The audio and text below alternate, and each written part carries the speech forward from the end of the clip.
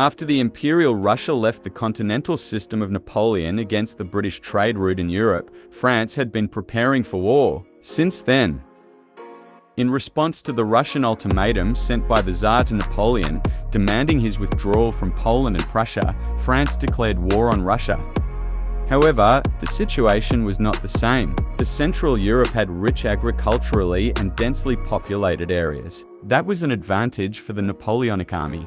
Russia scorched the earth while retreating, influencing the French to bring their wagons with them, slowing their advance. Cracks opened in Napoleon's invincibility. Napoleon was getting older and his strategies were not the same. In the War of the Third Coalition, he proved his abilities and defeated Russia at Austerlitz, and during the War of the Fourth Coalition, Russia was defeated at Friedland. From surprise speed attacks, without living off the land, the French had to carry their wagons, resulting in slowness. Napoleon's strategies were now more like run towards your enemy, try not to die.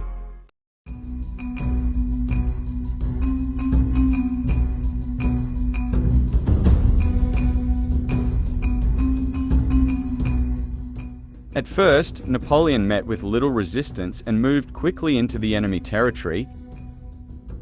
In spite of the transport of more than 1,100 cannons, being opposed by the Russian army with more than 900 cannons.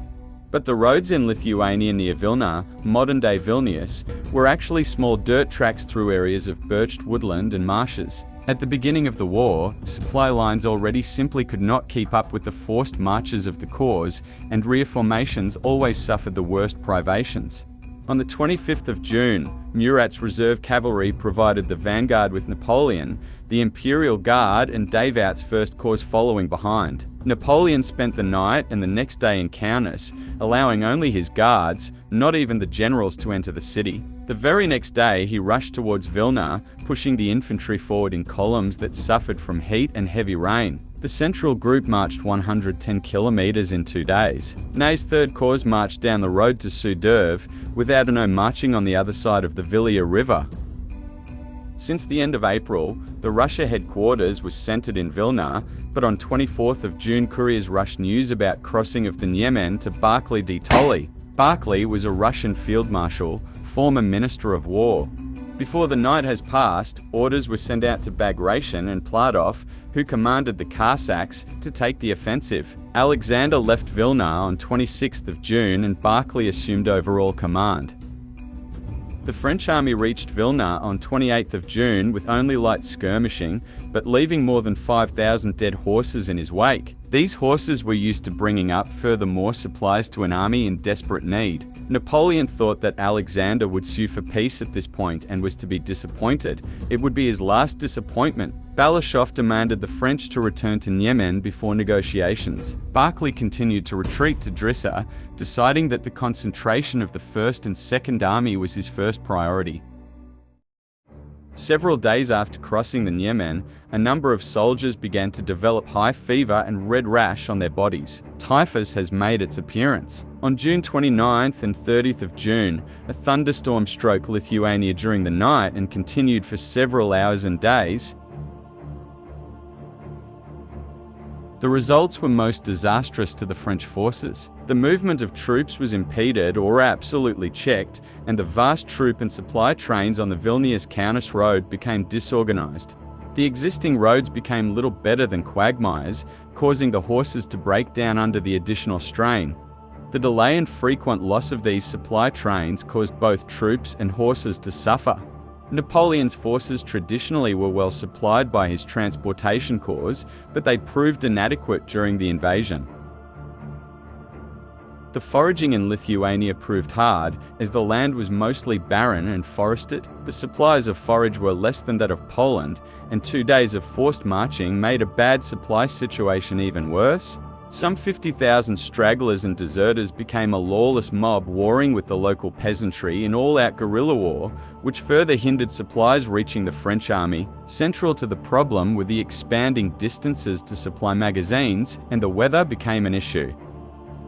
A Lieutenant Mertens, who was a Württemberger serving with Ney's Third Corps, reported in his diary that oppressive heat followed by cold nights and rain left them with dead horses and camping in swamp-like conditions with dysentery and fever raging through the ranks, with hundreds in a field hospital that had to be set up for the purpose. He reported the times, dates and places of the events, reporting new thunderstorms on July 6th and men dying of sunstroke few days later. Rapid forced marches caused desertion and starvation, exposing the troops to filthy water and disease.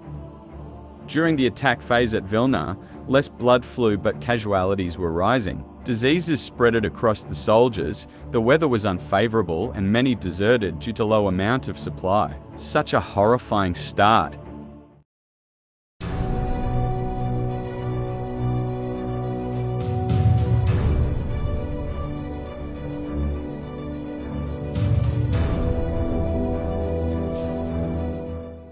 Although Barclay wanted to give battle, he assessed it as a hopeless situation and ordered Vilna's magazines burned and its bridge dismantled. Wittgenstein moved his command to Klaipeda, passing beyond MacDonald and Adenauer's preparations, with Wittgenstein's rearguard clashing with Adenauer's forward elements. Barclay continued his retreat and, with the exception of occasional rearguard clash, remained unhindered in his movements ever further east. The operation, intended to split Bagration's forces from Barclay's forces by driving to Vilna, had cost 25,000 lives from all causes in a few days. Strong probing operations were advanced from Vilna onwards Niemen, Molotai and Ashmiany. Murat advanced to Niemen on July 1st, running into elements of Dmitry Dokhturov's 3rd Russian Cavalry Corps. Napoleon assumed this was Bagration's Second Army and rushed out, before being told it was not. Napoleon then attempted to use Davout, Jerome and Eugene out on his right in a hammer and anvil to catch Bagration and to destroy the Second Army in an operation before reaching Minsk. This operation had failed to produce results. On his left, conflicting orders and lack of information had almost placed Bagration in a bind, marching into Davout. However, Jerome could not arrive in time over the same mud tracks, supply problems, and weather that had so badly affected the rest of the army.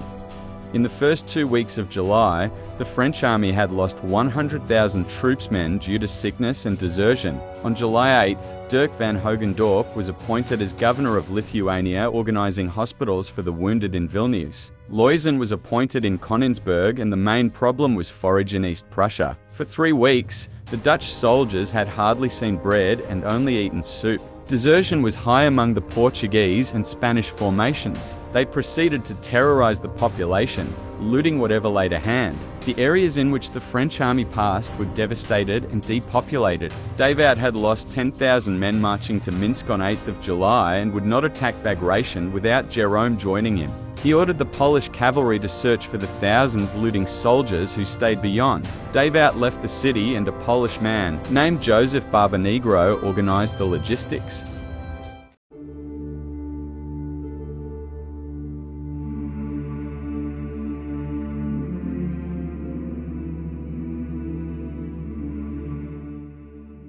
During the Minsk attack, a battle was fought from July 9th to July 10th at the small town of Mir, located south of the Belarusian capital.